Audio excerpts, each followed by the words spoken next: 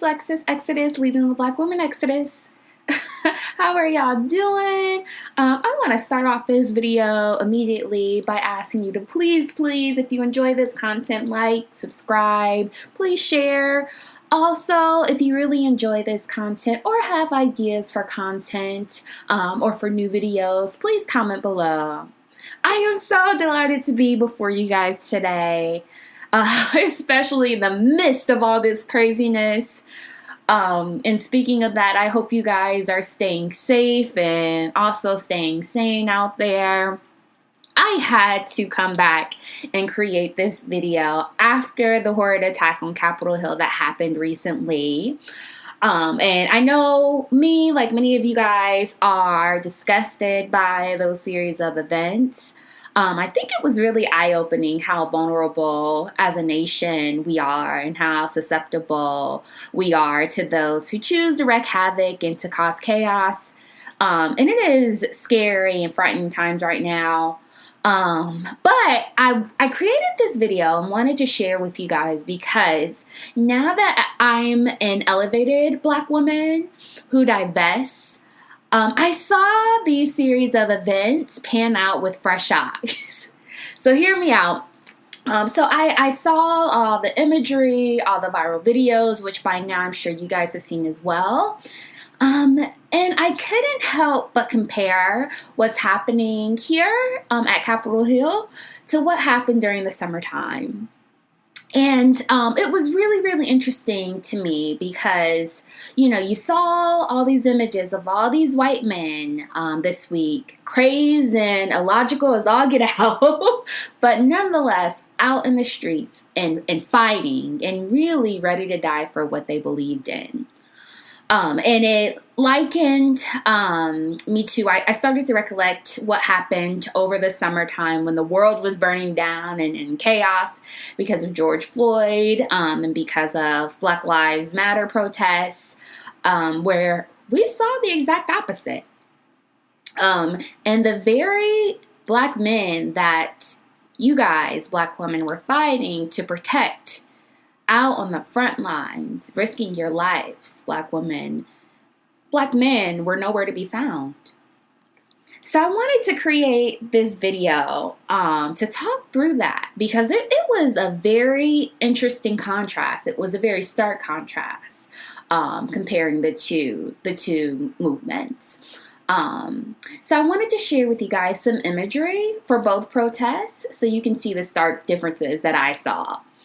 So again, the Black Lives Matter protests erected, or really I think reached a breaking point because Black Lives Matter had been around for quite some time, right? But over the summertime, we really saw a very drastic uprising in response to George Floyd and numerous other Black men being gunned down in the streets. And again, there were no Black men present. And yesterday we saw hordes of white men, and like I said, as illogical and as out of touch and as nonsensical their protest was. They were still out in the streets fighting, willing to die for their communities and what they believe in. And on the other hand, over the summertime, Black men were nowhere to be found. And it was definitely an eye-opening moment for me. Black men's cowardice was illustrated this week. And so wanted to share with this imagery that I saw to see if you guys observed the differences that I saw. So first, let's start with the Black Lives Matter founders, a picture of them. Do you see what I see?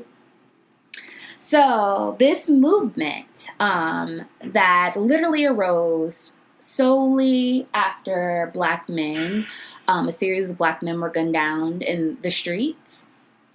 This movement was started by 3 Black women. So Black men chose to be silent, to sit on their asses, and passively allow the women in their communities to stand on the front lines, to fight their fight.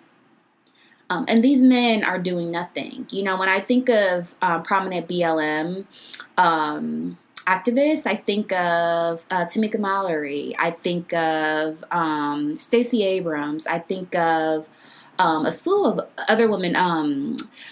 a lot of prominent Black women, intelligent Black women who are vocal and very active in the movement. But I can't recall many Black men activists that are active and fighting for a movement that solely benefits Black men, that its sole responsibility is to protect the lives of Black men. But for whatever reason, Black men are passive, and women are leading this movement, and women have started this movement. What's up with that? So, these women are being tear gassed out on the front lines, out in the streets, hit with rubber bullets, standing behind gunpoint while your weak, conquered asses sit cowardly in the corner. Yeah, I just don't understand it. And so here's some more pictures of the events, chaotic events that happen over the summertime. What do you guys notice here? All women. All women. So I literally did a Google search, and all I typed in was Black Lives Matter. And I encourage you guys to do the same. And literally was flooded with pictures of all women. Primarily women. Look at this shit. No Black men in sight. All I see is a bunch of women. Do y'all see this? And here, men are supposed to be protectors and providers. You have masculine energy. You have strength and power that we don't have as women naturally. You're stronger than us. However, we are on the front lines fighting your fight. Y'all can't do either. Y'all can't protect or provide. So Black women are being forced to step up to the plate and fight in these streets because of your cowardice, punk asses. Then the crazy part is y'all turn around and ridicule Black women for being too masculine and strong when we didn't have any option to, because you're feminine and you're cowards and you won't protect your own asses, let alone your families and your children. So we got to do it. So now here's some images of what happened this week with the attack on Capitol Hill. And I want you guys to just view these and let me know what the differences are. What's different? What's different here? Can you see it? And again, I cannot reiterate this enough. I do not agree with pro-Trumpers, with Proud Boys, or whatever they're called, or anyone who's responsible for attacking Capitol Hill. But I do agree with the underlying theme and with their community understanding that it is their men's job to fight on the front lines for what they believe in, not women, not women. Let's continue to look at this. So the overwhelming majority of these people and all of these pictures are men. And yes, there are a few women sprinkled here and there, but the bulk of these people are men. Why do you think that the military and in America, it wasn't even allowed for a long time for women to even participate in the military?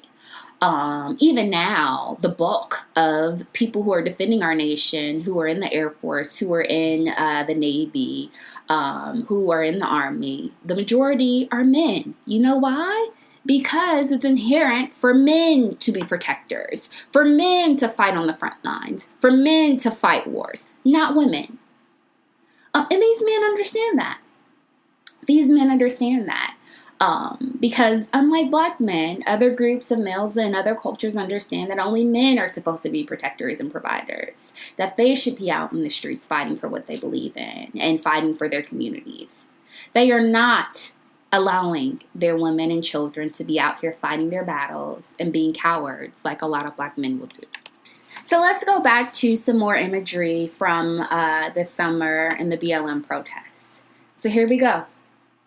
Look at this. This is disgusting. This is disgusting. And this shit pissed me off because this picture was viral and this girl was being pedestalized for doing this, for putting her defenseless 100-pound ass, dripping wet ass woman. She's small. She's tinier than me, and I'm not a tall girl. I'm not a big girl. Got this fucking girl sitting in front of armed guards, defenseless. And this is the type of shit that you guys encourage. For our women, our poor weak women to be out and about fighting your battles. And you know what? What's that Jay-Z line? My girl got a lot more heart than half of you niggas. You know what? That's not applicable to Beyonce. That's applicable to the entire Black community. Because we are continuously seeing women, Black women, being forced to be powerful, to be strong, to be brave. Traits that are normally associated with men. But we have to do it because we don't have no choice. Our men are absent in our community. Here, look at this picture. Even white women. Y'all even got the Beckys out here fighting for y'all. So say what you want about the recent attack on Capitol Hill, but the reality is that these men understand that it is their job, not even their job, their obligation to fight their wars, not the women in their community. They're not allowing their women to get tear gas and to get hit with rubber bullets and to get attacked by dogs. They're not just cowardly sitting in the corner in a fetal position allowing these things to happen. They're fighting on the front lines for what they believe in. Look at this next picture.